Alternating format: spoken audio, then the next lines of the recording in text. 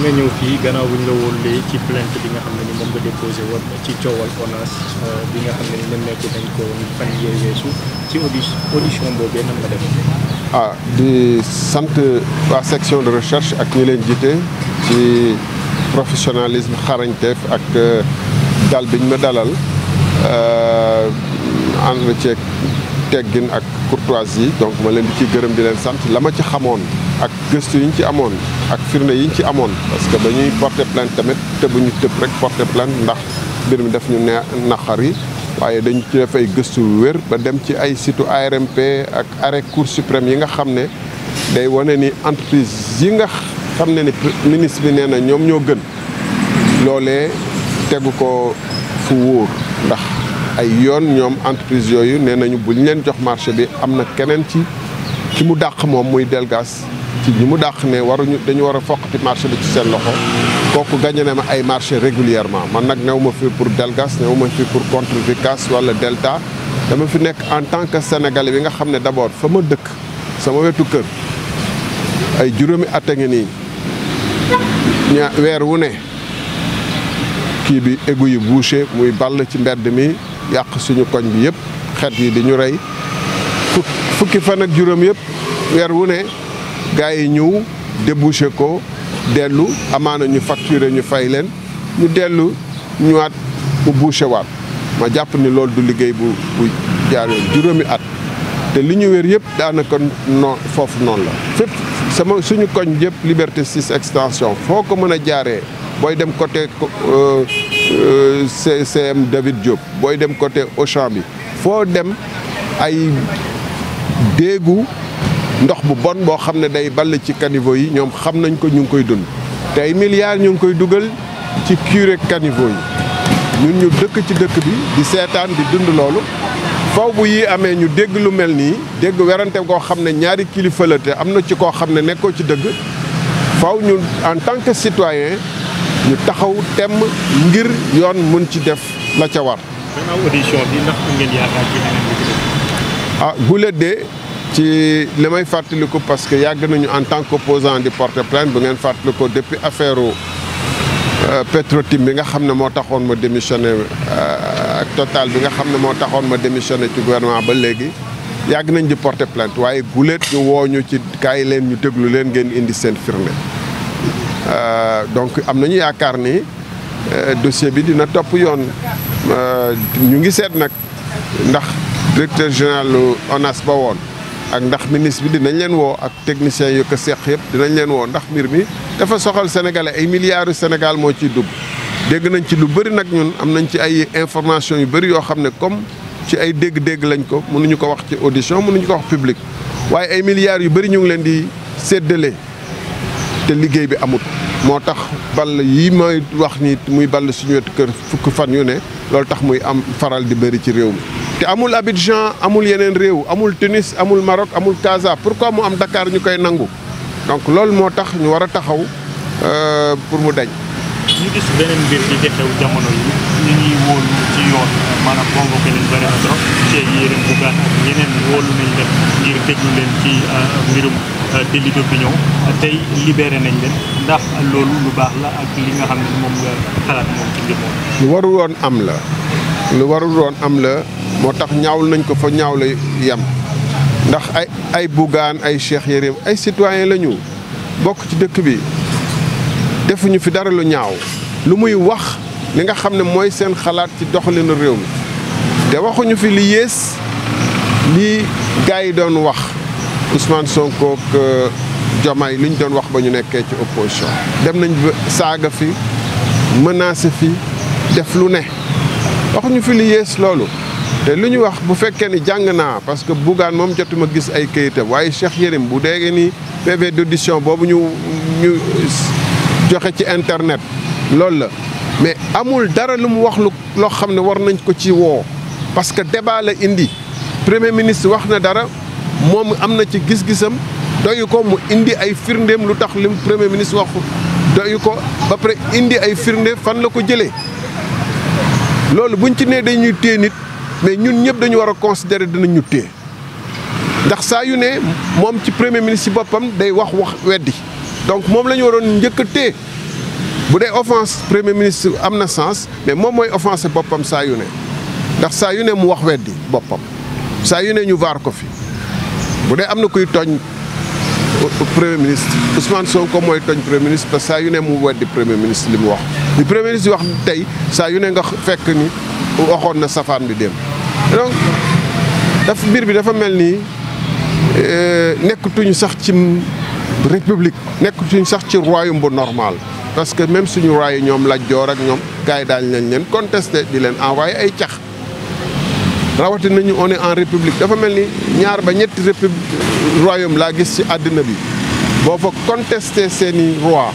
benn bi Asie la nekk boo fa contesté seen roi ñu tëj la toroxal la ñun amuñu roi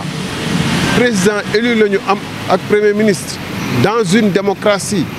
boo xam ne contestation day am assemblée ñoom wane nañ fa saaga nañ ba saaga président assemblée wax ci président de la république lu leen neex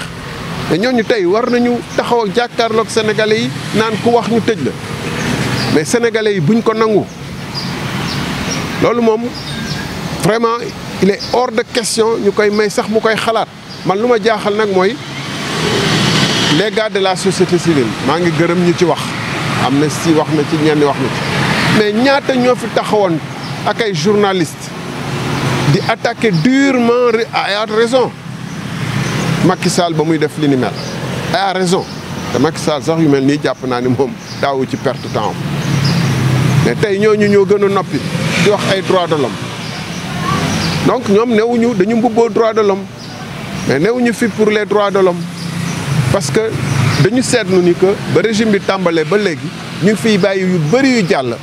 bu doon Macky Sall du jàll. droit de l'homme nag amul état de grâce wala nañ ko may ba mu comprendre amut bu nit ki tàmbalee di def ay jalgati yoon jalgati droit de l'homme da ngeen war a wax. Merci. Parfaitement bien passé. Bon, j'ai apporté l'ensemble des éléments d'information et de preuves qui sont à ma disposition, qui permettront sans doute d'approfondir l'enquête. Après cette audition, quelle est la suite? Bon, je souhaiterais, j'attends certainement que les protagonistes du dossier, à savoir le ministre et l'ancien DG de l'ONAS, soient entendus parce qu'il s'agit de faits suffisamment graves et nous vivons au quotidien les difficultés liées au dysfonctionnement de l'ONAS. Par exemple, autour de chez moi, devant chez moi, en Liberté 6 extension, c'est des flaques d'eau nauséabondes en permanence. Chaque 15 jours, il y a une équipe qui passe, qui fait une opération de 30 minutes, 1 heure, et 15 jours après, on les rappelle pour la même chose. Il y a tout autour des commerces, des habitations, des gens qui ne peuvent pas vivre, des commerces qui ne peuvent pas fonctionner convenablement parce que l'environnement n'est pas très enviable et que donc les clients préfèrent peut-être aller ailleurs.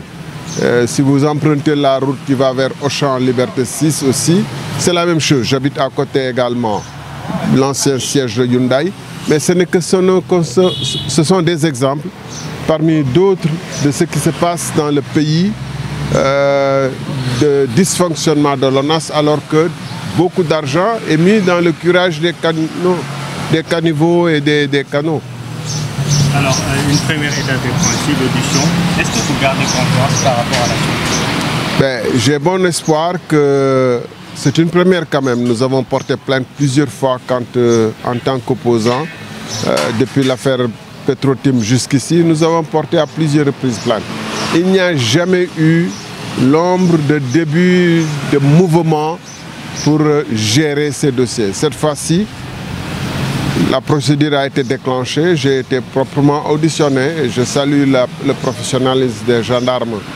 de la section de recherche qui m'ont auditionné. J'ose espérer qu'il y aura une suite. Parce que aussi dans le contexte où on sort des dossiers lourds concernant l'ancienne gestion, l'ancien régime, il faut que le nouveau régime lui-même, personne n'est exempt de faute. Il n'y a aucun régime qui peut dire que les miens ne feront pas des erreurs. Mais la façon de dire que nous ne sommes pas associés à ces fautes, à ces détournements potentiels, c'est de les traiter au fur et à mesure pour donner exemple, afin que la corruption soit définitivement éradiquée du Sénégal. Mais il y a la corruption dans ce pays. Si on voit nos égouts qui inondent la vie, qui donnent de la capitale un très mauvais visage et qui polluent la vie des habitants, sans que rien n'est fait, mais c'est parce que les dysfonctionnements existent et que beaucoup d'argent a été partagé dans le passé en contrepartie des services qui auraient dû être faits, qui n'ont pas été faits. Et ce n'est pas que moi qui le dis. Ça va jusqu'à l'ARMP, ça va jusqu'à la Cour suprême. Le contexte est aussi marqué, le contexte actuel est aussi marqué par de nombreuses convocations avec Bougane Gueye Dany, Cheikh Yérim Seck et entre autres qui ont été libérés d'ailleurs. Quelle est votre position par rapport à ces convocations qui ont été notées sur le droit? Bon, on avait cru,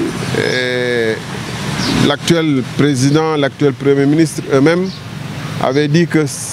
l'article 80 est une hérésie. Et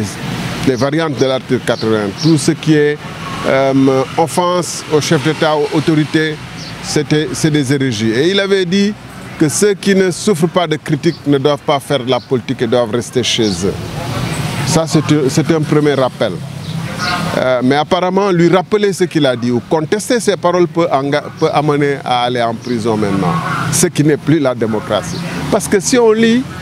le PV d'audition de Cheikh Yérim Seck, si tant est que ce PV est authentique, mais on tombe des nues. On croit que c'est pharaon,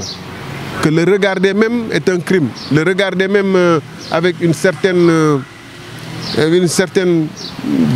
hauteur et morgue dans les yeux, c'est un crime. Contester ces paroles serait un crime. Contester les paroles de M. Sonko, ce serait un crime. Alors qu'il passe son temps à dire des choses extrêmement contestables, ce qu'il veut dire, c'est qu'il n'y ait plus de démocratie. Lui qui a passé son temps à contester la parole des autorités établies dans ce pays, à contester des résultats d'élections qui ont été sanctionnés par le Conseil constitutionnel, c'est quand même pitoyable. Et leur libération est une bonne chose pour la démocratie. Mais ils n'auraient jamais dû être arrêtés. C'est-à-dire qu'on ne se rend pas compte. Il n'y a que quelques pays au monde où mettre en doute la parole du chef de l'État peut être considéré comme un crime. Dans des royaumes d'ailleurs. Un royaume en Asie, je n'aime pas citer les noms. Peut-être des États qui se prennent comme des royaumes, le guide suprême, etc. Il n'y a que ces pays-là. Mais quand on est venu par la démocratie, quand on a tout dit dans ce pays-là, quand on a proféré toutes sortes d'accusations, de malédictions, de paroles virulentes, on arrivait à dire que contester les chiffres que j'avance, contester la parole que j'avance, est un attentat, est une offense au chef de l'État, c'est quand même incroyable. La liberté d'expression, c'est oser même dire que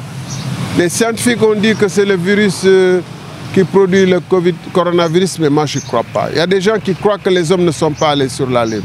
Il y a des gens qui contestent les vérités scientifiques les plus établies. Ils sont libres de le dire parce que c'est la liberté d'expression. Alors, si lui dit que les chiffres qu'il a avancés, qu'il a produits, ne sont pas contestables,